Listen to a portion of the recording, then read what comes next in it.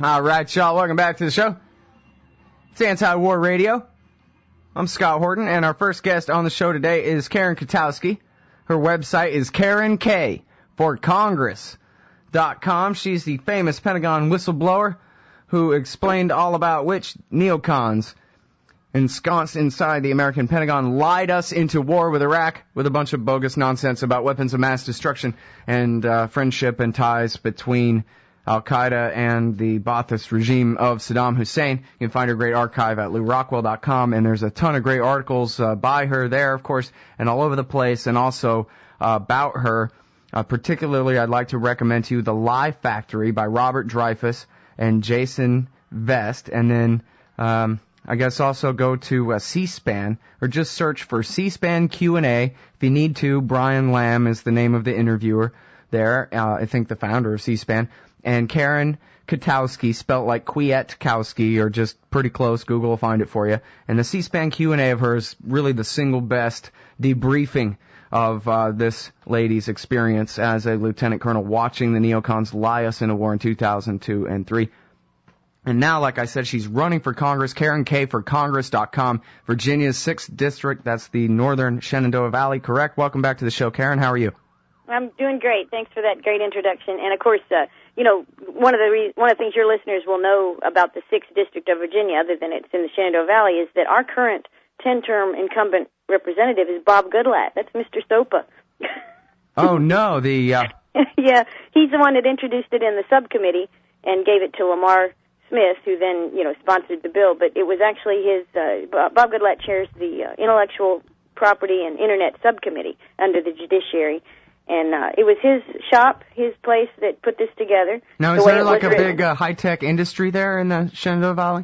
There is some, because we have a lot of universities, but the main driver, well, first off, he took most of his money, like all of them did, from Hollywood, from the pharmaceutical industry, and to some lesser extent, the auto parts industry.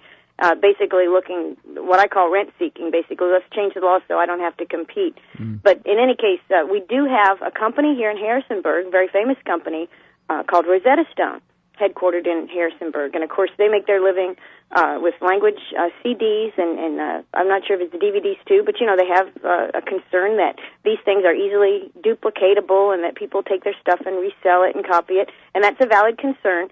But just like so many companies in the past and even other countries like Japan, when faced with the threat of copyright infringement and violation, what they do is they innovate. They change their business model. And, I don't know if you use Microsoft or not. I mean, it's hard to avoid it. But yeah, I have to, right? Yeah. Well, but the way Microsoft used to distribute their software, we all remember, we're old enough anyway, that they used to send little CDs and stuff. And you could pass those around and share them with other people. And they changed that model because they wanted everybody to buy their own. That's their right. They want to sell stuff. And so they changed their software distribution model, initially just with code numbers to activate, and later with actual, from the cloud downloads kind of thing. And we accept that is okay. That's the way they do business. It works. And, they innovated. I hate to say Microsoft innovated. I'm not a huge fan, but they innovated and they competed. So that's the answer to the problem of copyright violation. But we have a guy, and there's lots of them in Congress, Bob Goodlatte's one of them, who believes that, if people donate money and they want legislation written, well, by golly, they ought to get that legislation written, right? They paid for it. They ought to have it. Well, that's right. wrong. Well, now, so what about the people of the Shenandoah Valley, though? Are they up in arms about this SOPA thing? Yeah. Do they know what that means, and what's the big deal?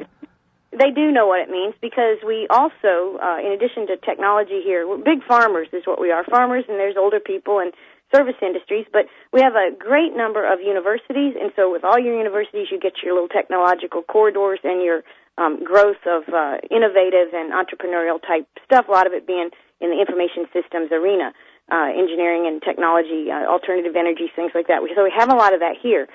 The people here who are under the age of 35 are repulsed by Bob Goodlatte, and I'm actually embarrassed to say that, because I'm in 6th District, and it's really, really bad to have this guy that we all hold in contempt. And it's not even on whether it's conservative or liberal. It's that he does not understand the nature of the free market, he doesn't understand the nature of the Internet, and he doesn't respect or understand what it is that most of us do in the world that we live in. Now, I'm not under 35, but I sympathize, I understand and embrace that way of doing business. Anyway, those guys are sick of him. The college students have totally turned away. Mm-hmm. In fact, one of the, we have Liberty University. Have you ever heard of Liberty University? Yeah, and that's Jerry Falwell's University? That's Jerry Falwell's University. Mm-hmm. It is a huge thing, much bigger than it was when he started it. I mean, it has grown like a weed. It's got a huge online community. I think 65,000 students or something take online courses there. Of course, a lot of that is funded by the federal government through the student loan program, so it's just like all other universities. It's got its hand deep in the till, like all the universities. I mean, this is a bubble, in fact. The higher education bubble we've talked about. I mean, we can talk about it. It's a real thing. But all of those kids, especially the Liberty kids, and we also have other conservative schools here. There's I think a Mormon school here, Southern Virginia University, run by the Mormon Church, and it is very conservative. And we have Christendom College in our district, or close to our district, soon to be in our district with the new lines, and that college is a Catholic college. So we have lots of conservative kids and college Republicans and that kind of thing who typically can be counted on to support a Republican incumbent. But Bob shot himself in the foot with SOPA. These guys aren't going to, they're just sick of it. So, so that's all good for my campaign. I can't take any credit for it. I am on the right side of the issue, as I naturally would be. Well, sure. Of course, besides Mitt Romney and what's going on with him over there on the presidential level, this should be a good year for regime change on the House of Representatives level, Karen. I think you can do it. Yeah. I'll tell you what, I was just writing to a guy on a Facebook message, a friend of mine up in Massachusetts who I knew in the military, and he keeps tabs on our campaign. He's donated to us and that kind of thing. And we were talking, he asked how it was going, and I said, well, it's like we're doing like an IFC fight, mixed martial arts. That's what we're doing. And when you're doing that against somebody who thinks that he is having a sword fight, and we're doing mixed martial arts with our own set of rules, somebody's going to get hurt, and it ain't going to be us. So that's how we're running this campaign. We have, it's very interesting. It's actually a lot of fun. And as I'm thinking about it, all the things that we're doing, and of course we're learning. I'm not a politician. I've never campaigned for any political office before, so a lot of this is new to us. But what we're able to do, because he is locked into a path of government regulation, of government spending. This is the guy that has voted for, I think, the past 11 debt ceiling increases, including $2.4 trillion last July. So this is a Republican who votes to borrow more money every time they ask him to. I mean, this is the kind of guy he is. So here we are, we're able. He can't do anything. He can't talk about what he does. He can't talk about what he wants to do. He can't talk about what he didn't do. When he opens his mouth, we kick him in the jaw. So, and we do that every time. It's really kind of fun in a way to be able to be the David against this Goliath, because you're going to need resources, and the best way to get resources is to at least make people believe that you're already really making headway with the resources got, that you have a real shot at this, that they can be part of a winning thing, not some protest. Let me tell you, just this past week, I think 2 days ago, one of the main bloggers over at Bearing Drift, which is a Virginia political blog, but it's for Virginia. Bearing Drift is like the Republican blog. And 2 days ago, guy posted, he said, this is what he said, and I do not know this person, he does not know me, and he is not a supporter, okay? He said, 3 months ago, Karen Kwiatkowski's campaign was a long shot. Now, this is shaping up to be one of the most exciting races in Virginia, because we don't have a lot left to look at. There are a few primary challenges in Virginia, and so they're looking at ours, and everything we do gets us ground, and everything he does loses him ground. He's lost the under 35 vote, for sure. That's a done deal. So all we really have to do is what we've been doing, and that's grassroots campaigning and bringing the people out. All right, hold on. We got 10 more minutes of this after the break. Karen K. for Congress.com. Karen Kwiatkowski. We'll be right back. All right, y'all. Welcome back to the show. It's Anti-War Radio. I'm Scott Horton, and I'm talking with Karen Kwiatkowski, heroic Pentagon whistleblower, former lieutenant colonel in the U.S. Air Force. and now candidate for the U.S. House of Representatives, and I'm biased as can be because I think, Karen, didn't I tell you to please run for Congress like 7 years ago or something? You know what? Thank you. You did, and I said no for so many times, but this particular guy deserves to get taken out. And it's right here local. It's something I can make a difference with. But let me tell you, I know you had some stuff like, what are we doing? Website is probably not have everything on there, but we've got some upcoming events, and of course we've been doing some things. I took a bonded term limit pledge. You got a little bounce with that.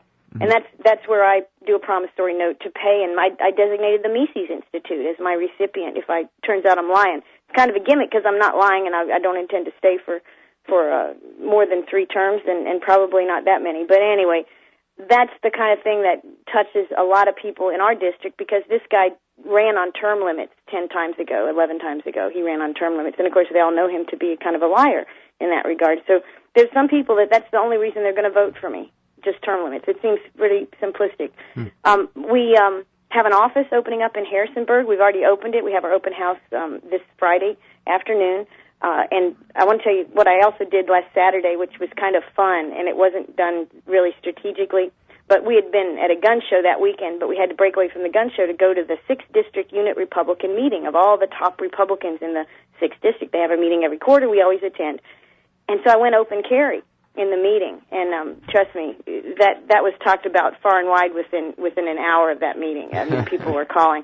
So it's simple things, people aren't used to that kind of really honesty and constitutionalism. Just the fact that you know what, I'm doing it from stuff I learned from you, Scott. Antiwar.com, living it the way it should be lived, and just I'm not near the risk taker you are, but I'm taking some risk. Oh, and I want to tell you too. I'm not so sure about that. I think I would say the exact same thing to you. I just no, I don't know.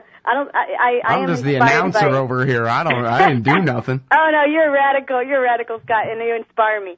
But we are going to do. In Virginia, we only have 2 primary Republican presidential candidates on our ballot. It's Ron Paul and Romney. These are the only 2 guys that got the 10,000 certified ballot petitions, the petitions that they needed.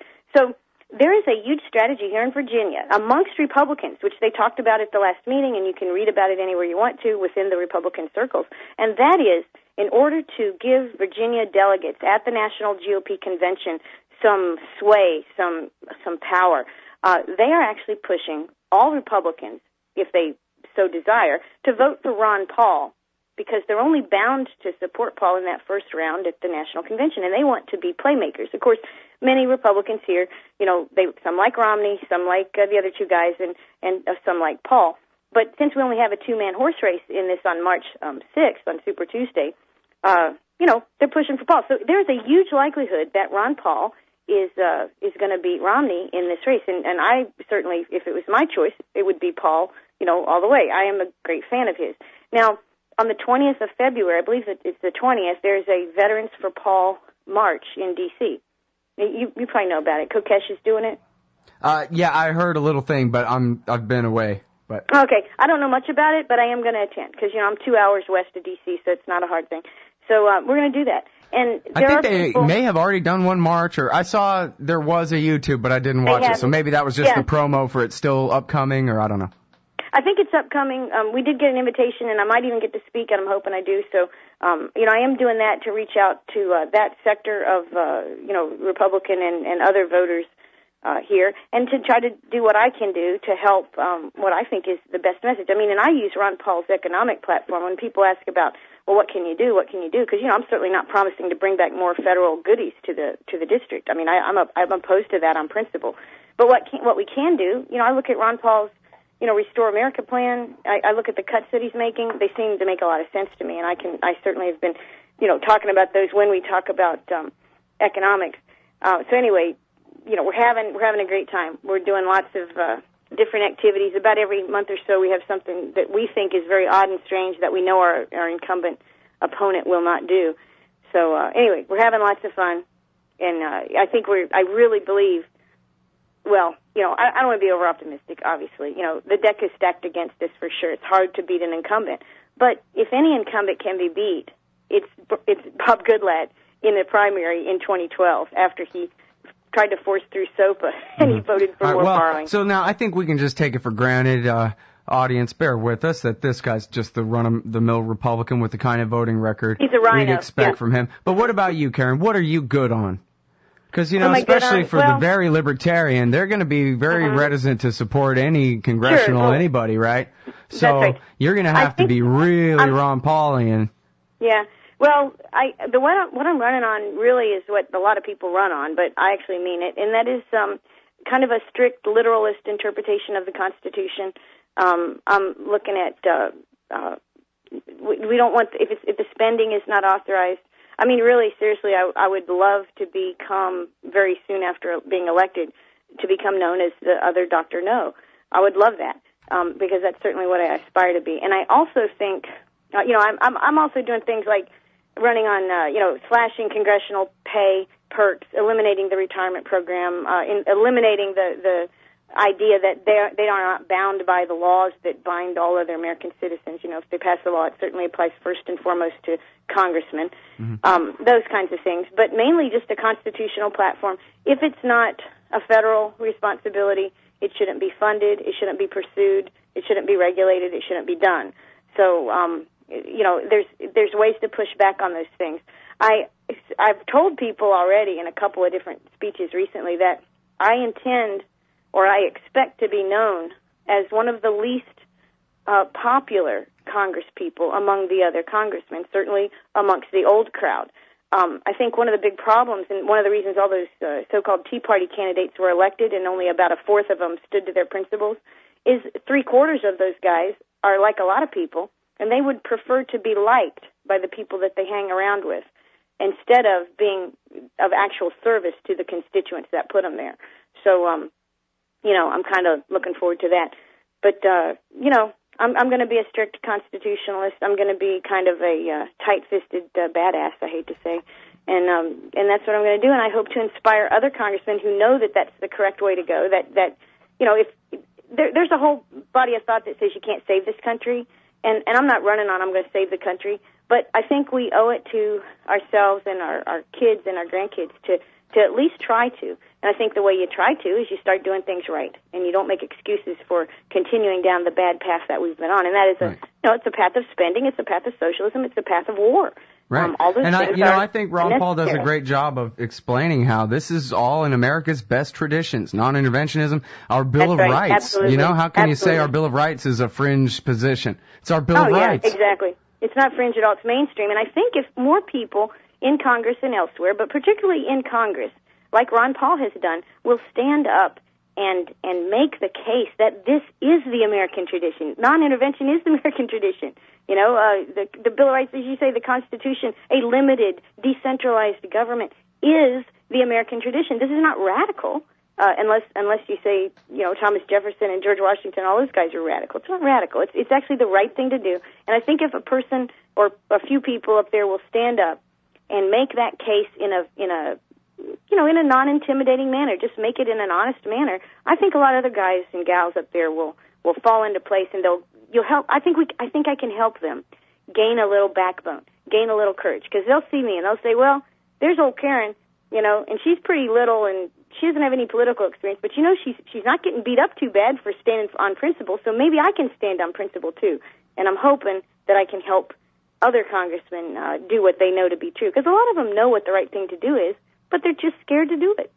And so there's a lot of good things that we can accomplish, and we certainly, I'll tell you, we intend to win. And if there's listeners out there that'd like to support the campaign, we got a website, you've got addresses, you can mail checks, you can deposit online. We need your help. We're running a frugal campaign, it's an active campaign, and it's a winning campaign. And I think, you can talk to me on the 13th of June, but I think it will be a making history campaign. This is the first primary he's ever had. I'll be the first woman elected as a representative for the 6th District of Virginia. We're going to be, doing some good things.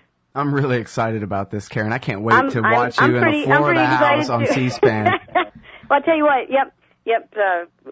There's a lot of just wonderful things that we can accomplish. And the people in the audience who've read your articles over the years at LouRockwell.com want to hear you read them out loud on the floor of the House on C-SPAN. It's going to be a beautiful thing. Make them a part of the congressional record. The best of luck to you, everybody. It's Karen K. for Congress. Karen Kwiatkowski, heroic whistleblower, Ron Paulian, libertarian, running for the House. Karen K. for Congress.com. Thanks, Karen. Okay, thanks a lot. Talk to you later.